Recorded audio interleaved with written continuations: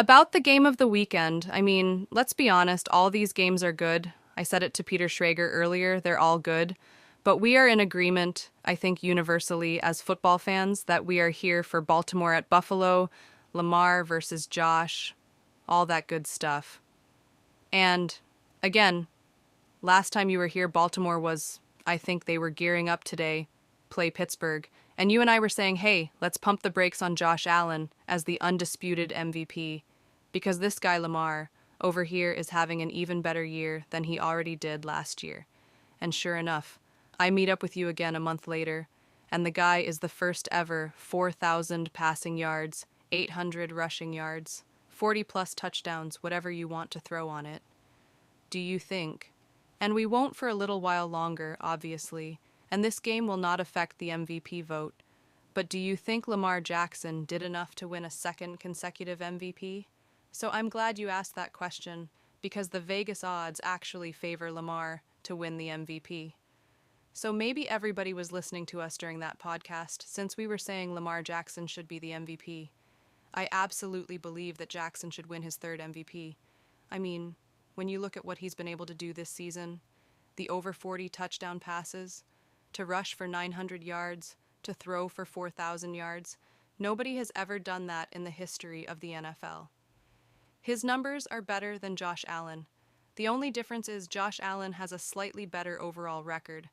But when I look at most valuable player, the best player in the NFL this season, it is Lamar Jackson in Baltimore, Maryland. He has been unstoppable this year, and I believe he's going to prove it again on Sunday in Buffalo. He's going to have an MVP-type performance, and I'm predicting that the Ravens will get the victory. I love it. You're standing on business, man. I don't even have to, goad these predictions out of you. You're just laughs. For just giving Tom to Mo, I guess. And look, at the end of the day, I think I feel guilty saying it because Josh Allen is a worthy MVP.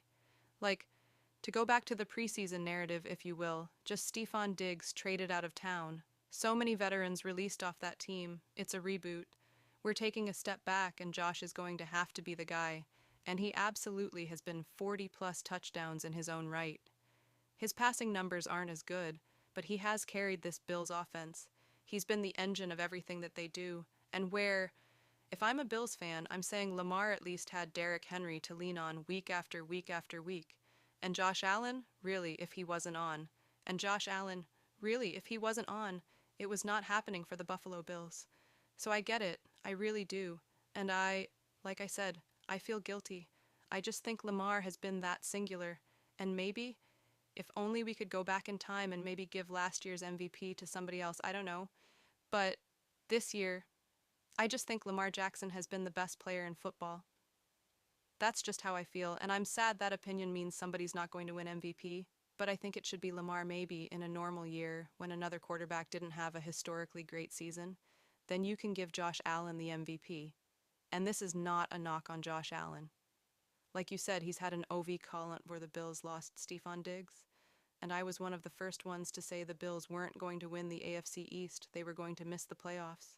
I was proven very wrong in that prediction, and Josh Allen has been the MVP of that team, and has led the team tremendously into the postseason, and I do think he's had a fine season in not only passing the